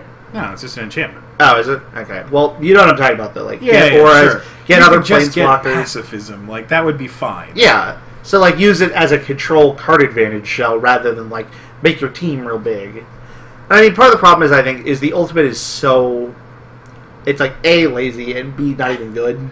Well, people were just, like, hacked about it. That was what... I mean, I asked that on the internet when I first saw this card, where it's like, what if it read fog the next 4 combat steps, or... something more similar to those lines is really what you're doing. Because as we all know, and as we played Magic for more than 5 minutes, you never win the game by being like, I have the most life. Like, yeah. You're winning, you're 21, I'm at 18, you're winning. And, like, 100, like, it's just, like, not even enough. It's not even close enough. Like, one Aetherling could, like, chop that down in... take a while. Take a while, but, like, if they take control of the game... You can't, like, deck them out on 100 life. I mean, to me, you'd have to think about those times on Moto when you're, like, going off with life combos and you stop because of your clock. Mm-hmm. Like, what's the comfortable, they can't get me total? Mm-hmm. And that's generally in, like, the 250 range. Yeah, I would say, like, gaining 250 is about where I'd want to be. Yeah, if it was gaining... And even then, like, you're kind of like... Some decks, you've got to go bigger than that. You can't, like... completely turn your brain off, but usually... Like, red deck, you go to 40 and you're fine, but, like, other decks, like, have the capability of just, like, crashing you for a ton. So... Someone attacked at Cube League on Tuesday. Someone critical Behemoth and attacked for 160-something. Yeah. Yeah. Take that, Johnny. Yeah, like... Your ultimate. It's like, fuck you. So my initial review was not great. I've upgraded it to a... Well, not so bad. Like, I could maybe see playing this card if it was a red-white color combination. Oh my god, if this thing was red-white? Green-blue color combination. If it was... Yeah, if the ultimate did anything. I think that any of those quantifiers would be enough to bring me... What if the ultimate was the same thing, but they just, like, put another 0 on it? That's... Yeah, we covered that. Yeah. How much life is enough? Right, but I'm saying, like, do you think this card would be good enough if the ultimate gained you enough life? Yeah, because like if it's gain 1,000 life. Yeah, then it would be relevant. Yeah. Yeah. I just think, like, it's just not even an ability. Gaining 1,000 life would be, yeah. Enough. Gaining 100 is just this awkward, like, now you're going to make me do this? Like, you got other answers in your deck? Yeah. Moving on. To the god. First god, Atheros, god of passage. I like it. Oh, I like it. This is, to me, one of those cards that is very rare circumstance where I think it's better for Constructed than it is for Cube Limited. Right. And I think part of that is because white has so few ways to get tricky with this. Like, black has plenty. Like, black's already doing, that's like half of black's angle already. Right. Recurring Nightmare and, this funky business, like, that's totally cool. But white doesn't really play along with that in any reasonable way. So any deck that you have that's white-black, typically at least in our cube, our white-black shells are control shells, not beatdown shells. And this needs to be in a beatdown shell, which just doesn't really work in the white-black deck in our cube. Right. I feel like we've covered this to some degree. The best is like, okay, I want to go Carnophage into Whipcorder, into Hero, or Mirren Crusader, into Hero Blade Holder. Into Night Veil Spectre. Yeah, and I back it up with my Geralf's Messenger. And it's like, there's just so many color-intensive mana sources on the black aggressive guys and the white aggressive guys. There's only one Fetid Heath. Yeah. That's the problem. Obviously in Cube you get to do things like Live the Dream with like Bone Shredder, stuff like that. But like again, you also have to make the life payment for them relevant. You still, again, like I look at this card and it's like, okay, I'm going to Lava Spike my opponent 2 to 4 times before they have to make a real choice. Yeah. And so you got to be able to either turn this thing on with the quickness or really like I don't think this card is good enough because of the reason you just said, where like the first 3 to 4 triggers of it, your opponent's just gonna be like, yeah, take it. You have to have a deck that can abuse the trigger fast enough to make that window short. Like if you can make those 4 that your opponent are just gonna like throw away happen in the first couple turns after you play it because you're doing crazy shit, then that's awesome. But like grinding out with combat is like not the way that you want to get to that point. I think you've nailed it pretty hard on the head there. The other thing is that a lot of times the black-white decks, when they go wide, a lot of their creatures are tokens. Mm-hmm. So you're not also getting right. You're not even like oh, thanks, I guess. It's not like a red-black creature deck where it's pretty much always cards. It's not tokens. Yeah. Real quick on Disciple of Deceit, it's not making the cut, but that trigger is super powerful. Yeah. Holy crap. I think it's just aggressively accosted enough. I fully expected that to be like a Shadow Mage casting cost at a black and blue and a single colorless mana, but just at a blue and a black for a 1/3, that if you untap it, you get to transmute with the card of your choice, non-land, of course. Just a little lacking. Just a little lacking. Inspired in general is just such an awkward mechanic because it's so slow. Like, Paid Seer is so much worse than Dark Confidant is unreal. Yeah. I mean, it's not as good. I think it's still it's fine. It's like A+ to B-. I think B- is being generous. I was like A- to like C. Iroas, God of Victory. To the pose. A lot of things I want to be doing in red-white. A lot of being a red-white card that is reasonable is already you're doing a lot for your cube chances. Being able to put the blinders on and just attack with your guys that also need to be blocked by twice as many guys is an insano enchantment. This is one of the. There are not a lot of gods that have immediate board impact. Like, I guess Heliod gives your guys vigilance, which is immediately relevant, and the green one gives them trample. But like, the fact that this does stuff, all of its abilities come into play right away. You know, you play it pre-combat, and then all of a sudden the game is different. And this is like right where white wants to be. It is relatively easy to turn on, at least comparatively speaking. Red and white both kind of have color-intensive spots. It lives through wildfire. You know, it's just Wrath of Gods, etc. I really like this thing.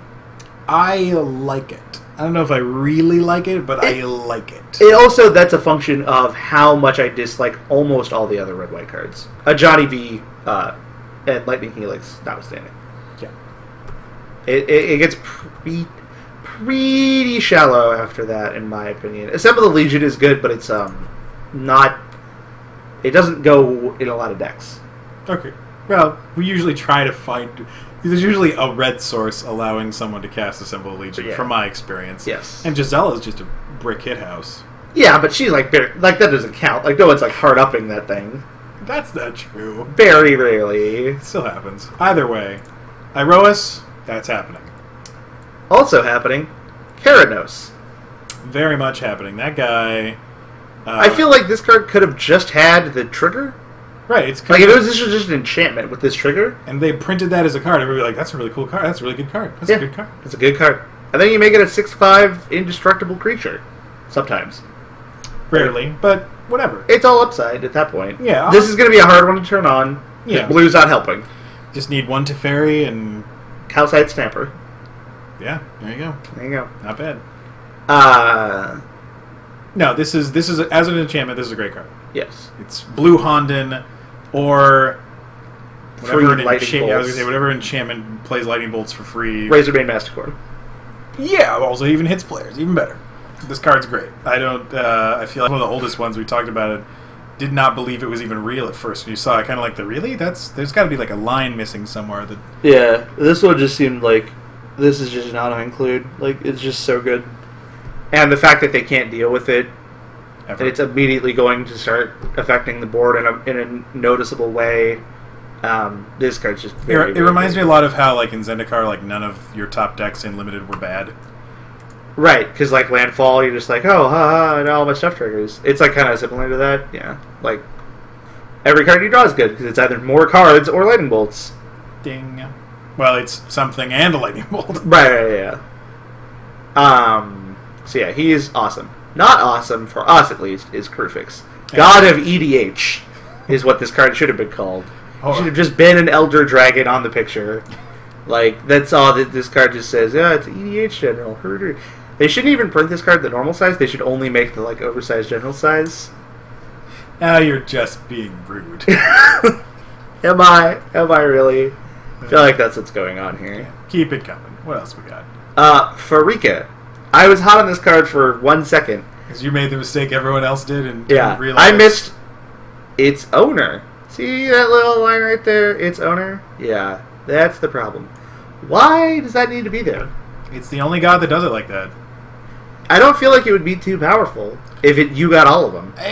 Okay, yeah, I mean, we had this conversation where I was like, yeah, if you bring back Necrogenesis, but now, since you have to play a green and a black, sure, you get the guys at Death Touch. Yeah. Because, Necrogenesis was only... You're paying more up front, and you're paying colored mana. Right. What's the problem? I'm okay with it. Yeah. I'm just... This is one of those cards, though, I kind of expected it to just be an enchantment. I didn't expect it to have legs, as it were. Right. Mm-hmm. Go which way we go. I mean, green-black is a pretty easy color combo to turn on. If you're playing these colors, you've got a lot of creatures, a lot of elves, a lot of girls, messengers lying around, whatever. But the ability is just so disappointing because, you don't want to remove your own stuff. You want to recur that stuff. You want to remove their stuff. So that's a shame. Revel of the Fallen God. There's a comment, I think, on Reddit that they missed a naming, an easy slam dunk name here, which was Revel Without a Cause. Ha ha ha ha ha. Yeah. No, not any good. Nope, not any good. I read this guy. It took me like 4 readings to really confirm this costs 6 to activate. By the way, it's Deserter's Quarters. I was like, why does this cost 6? Am I missing something? No, it's just okay. It costs 6. It's fine. Hall of Triumph. I mean, it's just Crusade +1. Nah. Yeah. Honor the Peer +1. To me, it's one of those cards where it's like, this didn't already exist already? Yeah. Like, it took us this long to make this magic card? Yeah.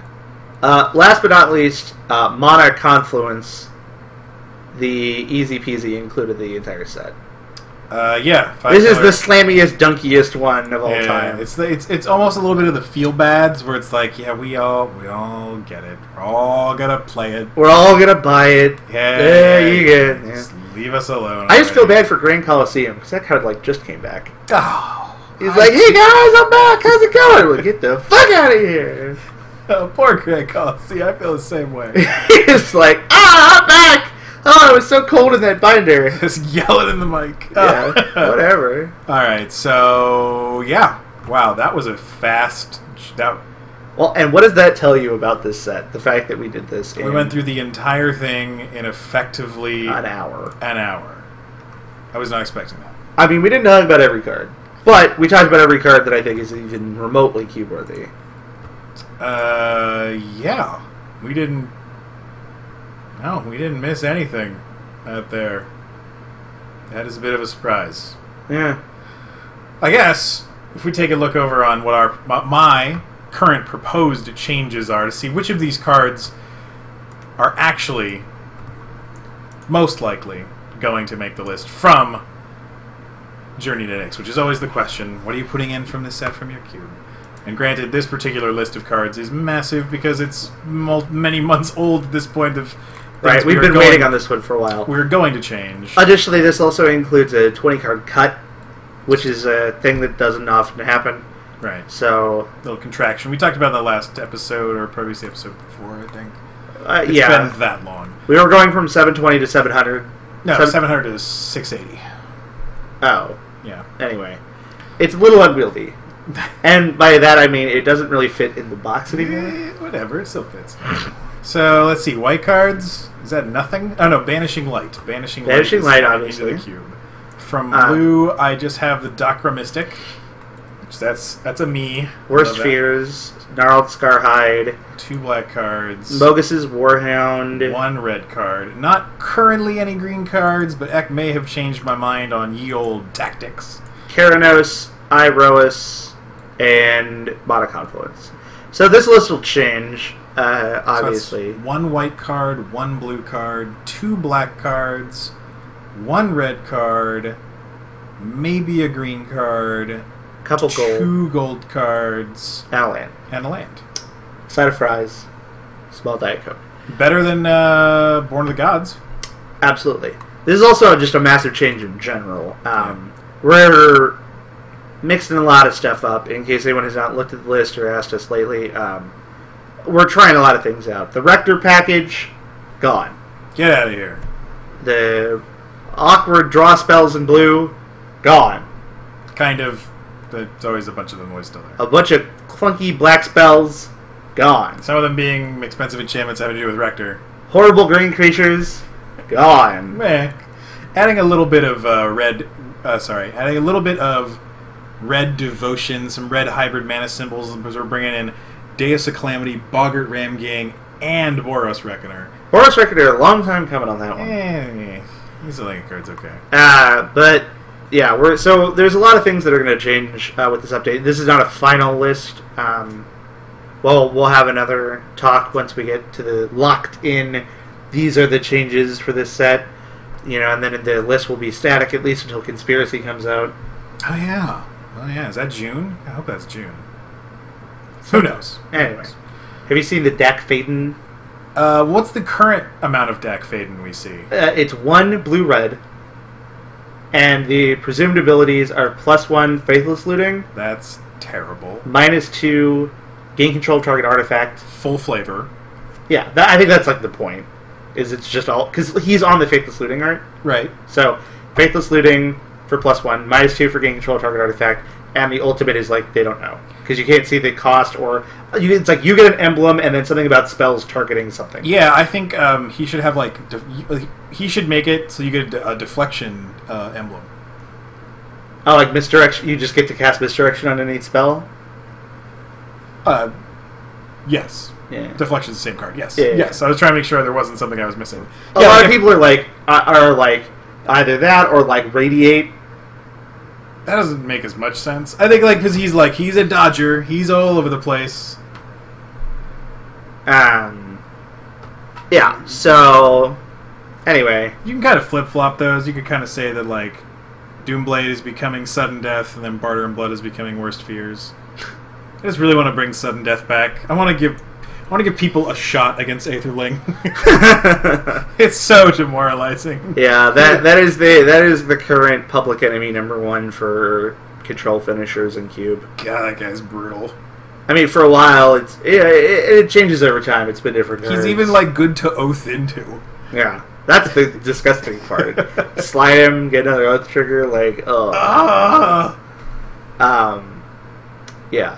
But I definitely like a lot of the direction of a number of the changes. A lot of it's enchantment based, and a lot of it's cutting the gold card chaff. I think Dak's loyalty was going to be 3. Initially I thought he was going to cost 4 mana, think it's going to be 4 loyalty. They just made Valzeric, though. They got to make whatever. This is a summer release with a special character. To follow their rules. We explained why we brought back the Curt Apes. A lot of it had to do with we were doing more rotisserie drafts. We wanted the zoo elements to be there. They're fine. It's a function of they were never necessarily bad. There was just other things that we wanted to play over them, and over time, our opinions on other cards changed because. And we brought in the Mirage Fetch lands. Yeah, the Mirage Fetch lands came in, so zoo got better. We kind of were high on other cards and then kind of came down on them a little bit. And it's also a function of what you play. Like, for example, if you cube draft and you do nothing but rotisserie drafting, right? Like, that's all you ever do. Your evaluation of cards is going to be different. You're going to have some sweet effing cards in your cube. Right, like but your evaluation... Hydroblast. Your evaluations are going to be different than if you 8-man, if you do, like, sealed deck, if you do... The majority of your cubing is Winston drafting or Winchester drafting. Yeah. So... Since we're doing more and more rotisserie drafting, Zoo is a real deck in that format, and it wants. Okay. I think it's okay. It's still a. I think I drafted like once recently. I'll draft it. Fuck it. I had the Loam Line in my deck today.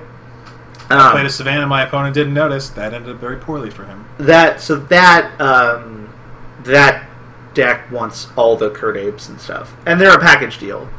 So I like library manipulation. So anytime you have like Scroll Racks, Brainstorms, Tops. I had one. I pretty actively took a Mountain Valley for my deck today. We just had cards like Courser, Crew Fix, which you put to good use with that card today. Oh, I was all about the top of my library today.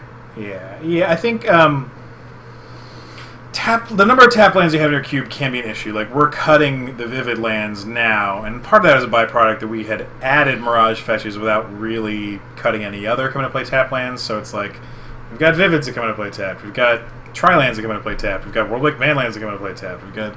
Yeah, and all these things were like... The aggro decks want so few come into play tap lands, and the control decks can only play a certain number of them, because otherwise they're just going to die. So... You can't just willy-nilly run all of them because they're going to go undrafted by aggro players, and it's going to get control players killed faster than they should. So we're switching Vivids for allied filter lands, and I think that's a good swap. What? Oh my God! What are you doing? I was trying to go page down on that screen. You're just mashing the keyboard. Yeah, so... yeah. I mean, I like this change.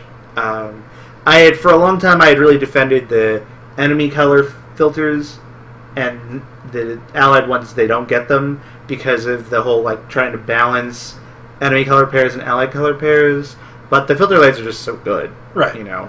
I mean, we could up the game again. We could bring in the Apocalypse Pain lands to help out those enemy color decks again. No, those are bad. They're not bad. They're just not good. Okay. And on that note, ladies and gentlemen, thanks for tuning in to our set review episode for Journey to Nyx over here at the Magic Box. You can find me on Twitter at Tristan Gregson. You can find Eck at Young Mecha on Twitter. You can stop by eckamon.blogspot.com. We're almost up to 300 followers on Twitch also. That would be nice if 300 people would get the memo. Of course, I think like one of them is my wife and one of them is probably my phone. So your phone has its own Twitch account? Yeah, that's how I know people I know are making video. That sounded so dirty. It sounded like some kind of bodily function. Or making a video. That actually sounded less. Anyway, you get the idea. So yeah, definitely hit us up there. Draftcube@gmail.com. We're on CubeTutor. We're falling in the ranks over there. There's been some aggressive drafters with their cubes. When we update, it'll go back through the roof, I'm sure. Oh, I hope so. Anyway, there was a time there where we were the most drafted cube on CubeTutor. There's a point of pride. Yeah, and we felt like 5th because there's people there that just sit around and jacket all the time. Wow, cube. Not polite. I feel it was an appropriate phrase. They're not playing EDH coming down. Yeah, 93 activity. I don't even know what that means. I don't know either. Anyway. But if you go to the cube index, we're plummeting in value. Yeah, look at all these hundreds. Look at all these hundos. Anyway.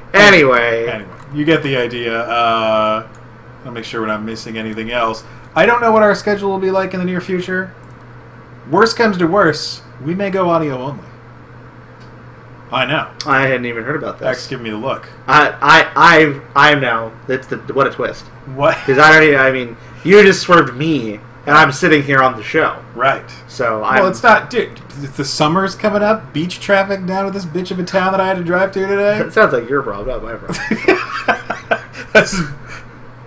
Yes, you could buy a helicopter. I'm not gonna because it is. That's why I'm telling you. Because it's my problem. It's not you telling me we should just do the audio side only. I don't want to have to put pants on to do this. I guess I still don't. I mean, you can't see anything below my chest. You have no idea what's going on down there. The audio set has no idea. No, it's a wild scene. They don't know where I'm pointing. Yeah, they don't know why I'm pointing. Yeah. But there you have it. Yeah, we should have a lot more to talk to in the near future. Well, and we're right back. I feel like we're right back into that cycle of infinite spoilers. Like we're going to be getting conspiracy into M15 into fall set. I guess we could touch briefly on M15. That new Hydra. Game? No cute. Game? Yeah. Cute. Cute. I would just like to say that congratulations and how awesome is it that Edmund McMillan, friend of the show. Dude, did you notice he was dropping hints at us? Yeah. Forever? I didn't even get I wasn't paying attention. It was hilarious. He'd be like, what if there was a card that did this? It's like, no, Edmund, that's too good. You can't do that. You can't do that. Really? What if we just tweaked it a little bit and made it cost 2 mana? Like, no, I don't think that's... Wiz didn't put it together ever. And he's like, oh yeah, he's designing a card in M15, which is, good for him, totally awesome. But yeah, so that would be cool. I feel like I really hope his card is good, because I'm going to feel obligated that we have to put it in. We'll have a joke at his expense one way or the other about it. I'm sure if it's not. It'll be the Raging Cougar. Maybe. Well, it's just funny because it's like George worked really hard to make his card good, and it's like I'm pretty sure it's good enough to go in the cube. I can't remember. It's like an XX Hydra that you can also It's Genesis Wave, but only one. You only put one card in play. But it's X. You go X deep. Get a card X or less, and it comes into play with X +1/+1 counters. So you can get a land. Like you can make a 1/1 if the top card of your deck's a land. You just hit a land drop. I believe so. God, you can just never cut Sensei's Divining Top from cube. I swear to God. Even though you want to. It's so annoying, but at the same time, it does so much stuff. Oh, non-land permanent. Oh. So you can't go nuts. I know, right? So you go for 2 and put Coiling Oracle into play. In your green blue deck. Snake type. Snake Plant Hydra Elf deck? Theme deck. Yeah. That doesn't help that card has 4 card types. Yeah. Anyway, we gotta wrap it up. We got some drinking to do, if you will. Soda. So it's a family-friendly show. Well, we need to hydrate. Yeah, I'm really thirsty. We've been sitting here talking for 2 hours. I'm parched. Who are we kidding here? What? It's midnight in the East Coast. Does anyone really think we're gonna go have a soda? 8-year-olds at midnight are watching our show. What would Casey think? Now we gotta be good role models. Again, I don't know where you live, but I live right here. Right now, right here. We're in Santa Cruz, California, which makes national, if not worldwide, news on the holiday known as April the 20th.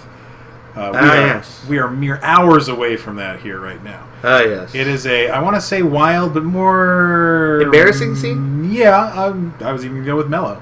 I was going to say embarrassing. Yeah, well, what's the hill up by UCSC that you just can't get to? Oh, it's so stupid. I don't even remember what it's called. They literally just get every idiot kid from LA that goes to UCSC goes out on one hill and just smokes pot in a big circle. And then the cops just come and throw tear gas at them. It's like, wee, this is fun. Like clockwork. Yeah. But the problem is that it's so popular that you can't even go you can't even get up there. You can't view it at a casual distance to see it happen anymore. I mean, I remember I went to UCSC, and on the days when 420 was a school day, because it doesn't matter, right? Oh, no. 420 we're getting baked. No. I would try and go to class and could not go. Because the roads are just you're just potheads just wandering everywhere. They're just in the streets. So I just wouldn't go to school. Yep. Because it's like you can't get and then in, everyone you assumes can't get up there. everyone just assumes you're part of the problem. Right. They're like, oh, yeah. You're like, up, Kyle Eck, I noticed you were also not in class today. Reefer madness. I see. I have a bad case of reefer madness. You're like, no, Mr. Plutarski, I just couldn't get here. Yeah.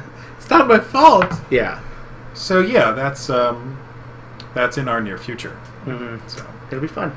Until then, thanks everybody for watching. Or listening. Or both. Have a good night. 420. Get out.